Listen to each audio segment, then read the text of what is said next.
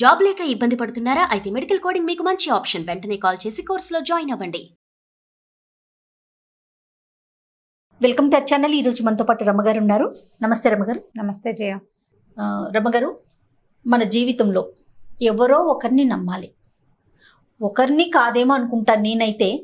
అంటే మన వయసులను బట్టి, మన పరిస్థితులను బట్టి అక్కడున్న వ్యక్తుల్లో అందరినీ నమ్మేకపోయినా అక్కడున్న వారిలో ఒకరిని, ఒక స్టేజ్కి ఒకరిని చొప్పున నమ్ముకుంటూ వెళ్ళాలి. దీన్ని మనం ఎలా చూస్ చేసుకోవాలి? నమ్మకాలు, అపనమ్మకాలు, రాసులుగా ఉండే అవసరాన్ని బట్టి మనకు అక్కడ అవసరం ఎవడో ఒకటి ఏదో ఒకటి నమ్మక తప్పదు. ఏదైనా దెబ్బ తగిలిందనుకో మళ్ళీ కింద పడితే లేచి ఒళ్ళు దులుపుకుని మళ్ళీ కొత్త ప్రయాణం మొదలుపెట్టి అక్కడ కూడా ఎవడో ఒకటి నమ్మాలి. అంతే కదండి. నమ్మకండాను నమ్మించకుండాను రోజులు గడవు మనకి. మహాభారతంలో ఒక మంచి కథ చెప్తారు. భీష్ముడు ధర్మరాజుకు చెప్పాడట ఈ కథని. ఆయన అంపశయ్య మీద పడుకున్నప్పుడు అయి ఉంటుంది బహుశా, ఏవో చాలా చెప్పారంటారు. అప్పుడు అన్నీ అనుకుంటున్నా, అవునో కాదో బాగా గుర్తులేదు, కానీ డెఫినెట్గా భీష్ముల వారు ధర్మరాజుకు చెప్పిన కథ. నమ్మదగని వారిని ఎప్పుడూ నమ్మకూడదు, నమ్మదగిన వాళ్ళని కూడా మితిమీరి నమ్మకూడదు. ఇది చాలా రిలయబుల్, కానీ వాళ్ళ దగ్గర పెట్టుకునే ఉండాలి. ఇతరులని నమ్మించడం చేత కావాలి మనకి, కానీ నమ్మకూడదు. ఎప్పుడూ ఎవరిని నమ్మద్దు, కానీ అవతల వాడిని నమ్మించే ప్రయత్నమే చేయాలి. నువ్వు నమ్మేటప్పుడు నీ దగ్గరికి వచ్చినప్పుడు నువ్వు జాగ్రత్తగా ఉండాలి. నీ విషయంలో ఎవరైనా అంతే. నీతి అదే దాని నీతి. ఓకే, కథ చెప్దాం చూడు. ఓ అడవిలో ఒక ఎలుక ఉండేదట. హాయిగా తన దారిని తను తిరుగుతూ ఉండేది. ఆ అడవిలో అది తిరుగుతున్న ఒక చెట్టు దగ్గర, అంటే అది చెట్టు తొర్రలో ఉండేది. ఆ చెట్టుకు దగ్గరలో ఒక వేటగాడు తరచుగా వలలు పన్ని పెట్టేవాడు. పొద్దున్నే వల పన్ని వెళ్ళిపోయేవాడు, లేదా ఇవాళ సాయంకాలం వల పన్ని రేపు పొద్దున వచ్చేవాడు. సాయంకాలం వల పెట్టేస్తే చీకటి మాట్న అటువైపు వచ్చిన ఏదో ఒక జంతువో పక్షో ఏదైనా అందులో ఒక పడిపోయేది. వీడు పొద్దున్నే వచ్చి వల ఉడదీసేసి ఆ పడిన జంతువుని సంకలో పెట్టుకుని వెళ్ళిపోయేవాడు. ఆ ఒకరోజు ఏమైంది, వీడు రోజు సాయంకాలం వల్ల అంటే పగలల్లా తిరిగి పిట్టలను కొట్టేవాడు. పిట్టలు కొట్టుకోవడం, కొన్ని కట్టెలు కొట్టుకోవడం, కొంత తేనె సేకరించడం, ఇవన్నీ చేసి తన దగ్గర ఉన్న వాళ్ళని ఏదో ఒక చెట్టు కింద పన్నేసి వెళ్ళిపోయేవాడు. వాళ్ళ పని వెళ్ళిపోయేవాడు.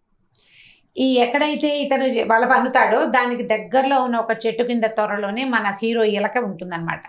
ఎలక మూషికం. అయితే ఏమైంది, ఒకరోజు సాయంత్రం వల పన్నారు.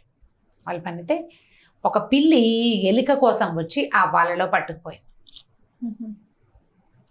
ఆ వల ఎక్కడుంది, ఈ ఎలిక చెట్టుకు దగ్గరలో ఉంది కదా, ఇది ఇక్కడి నుంచి అక్కడికి వెళ్ళాలి. ఆ పిల్లికైతే భయంగా ఇది చూస్తుండగా ఏమైంది, ఎలిక బయటకు వచ్చేసరికల్లా ఒక గుడ్లగూబ, ఒక ముంగీస రెండు అటువైపు వచ్చినాయట. గుడ్లగూబకి ఎలికే ఆహారం, సులువుగా పట్టేసుకోవచ్చు. ముంగీసకి ఎలికే ఆహారం.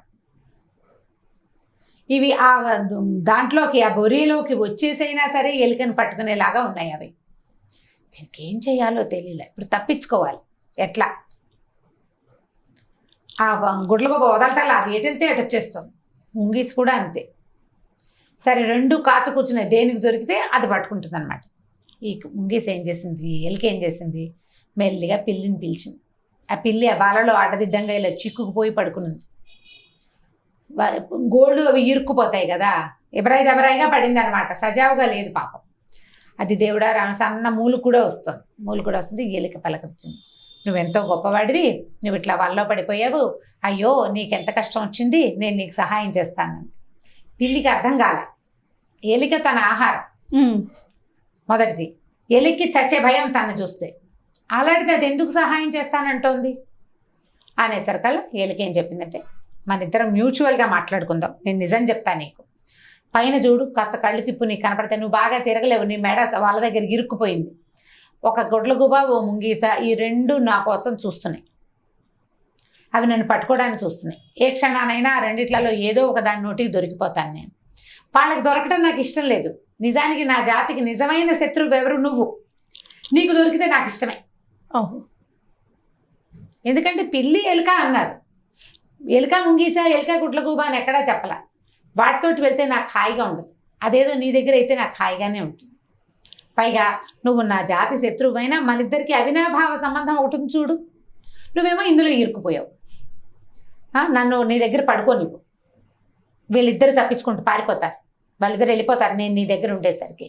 అప్పుడు నేను నీ వల కొరికి నేను నిన్ను రక్షిస్తాను అని చెప్పేసరికల్లా సరే పిల్లి ఏమంది, ఇది బాగానే ఉంది. ముందు అసలు ఇందులో నుంచి తప్పించుకున్నా కదా, ఈ ఎలుక కాకపోతే ఇంకో ఎలుక దొరుకుతుంది మనకి. ముందు ప్రాణం ఉండాలి ముందు కదా. ప్రాణం ఉండాలి కదా. రేపు పొద్దున కనుక తెల్లారిపోయిందా వాడు వచ్చేసాడా, ఇక నన్ను పట్టేస్తాడు. అడవి పిల్లి అది పెద్దది, పిల్లి మాంసం తింటారు. సరే ఏం చేసింది ఈ పిల్లి, రా నా దగ్గరికి అనేసరికల్లా ఆ 4 పక్కల 4 కాళ్ళు ఇరుక్కుపోయిన ఆ పిల్లి డొక్కల్లో దూరిపోయి పడుకుంది ఎలుక. అదేం చేయలేదు, దీన్ని ఏం చేయలేదు, ప్రమాదమే. ఆ ప్రమాదపు దాంట్లోనే దాని బొజ కిందే పడుకుంది పోయి. ఈ గుడ్ల గూబ ముంగీసా తెల్లబోయినాయి.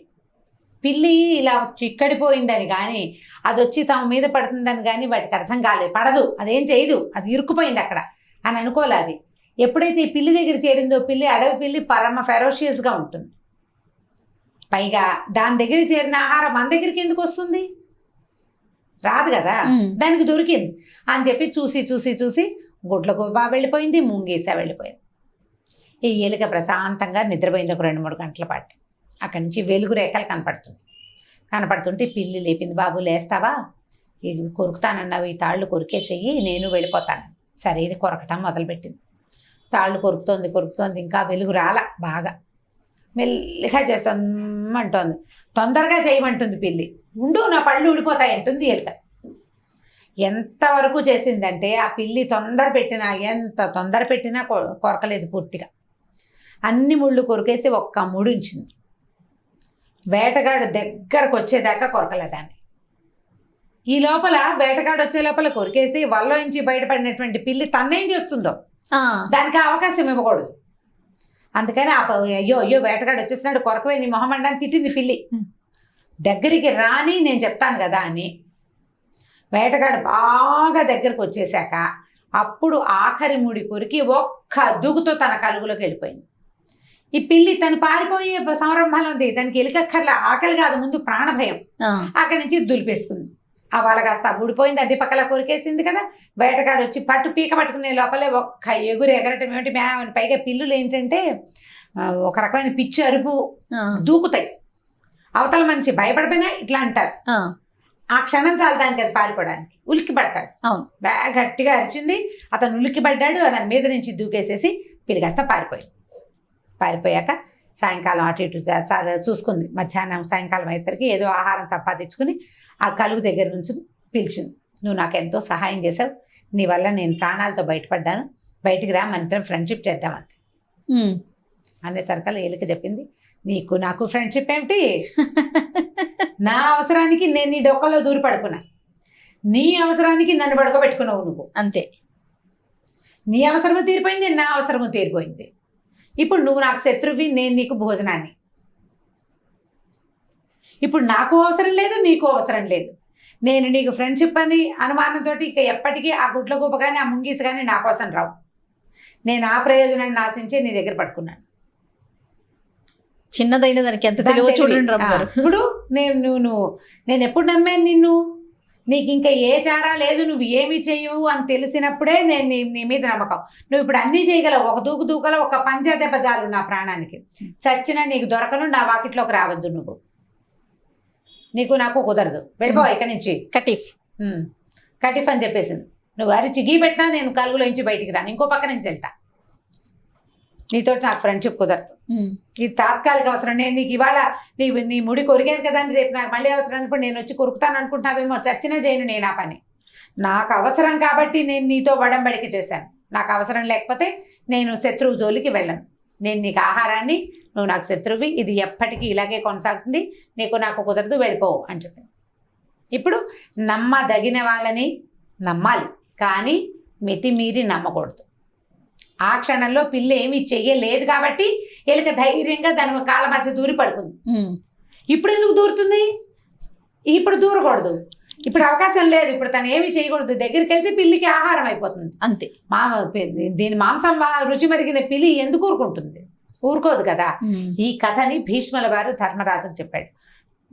వ్యక్తులని నమ్మించాలి, కానీ నువ్వు నమ్మకూడదు. ప్రతివాడు అంతే, ప్రతివాడు నువ్వు ఇతరులను నమ్మించు, వాళ్ళ మీద పంచప్రాణాలు పెట్టుకోవద్దు. స్నేహితులు కానీ భాగస్వాములు కానీ స్నేహితులు అంటే జనరల్ ఫ్రెండ్షిప్లు అని నేను చెప్పటం లేదు.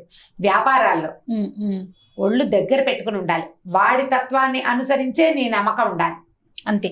అవతల వాడి తత్వాన్ని అనుసరించే బిజినెస్ల్లో కానీ ఎప్పుడు బ్యాకప్ ప్లాన్ ఉండాలి. లేకుండా వ్యాపారం చేయలేము, ఆఫీసులు నడపలేము, ఉద్యోగాలు వ్యవహారాలు చేయలేము. ఇప్పుడు ధర్మరాజు రాజ్యం నడపాలి కాబట్టి ఈ మాటని ఈయన భీష్ముల వారు ధర్మరాజుకు చెప్పాడనమాట. అది కథ.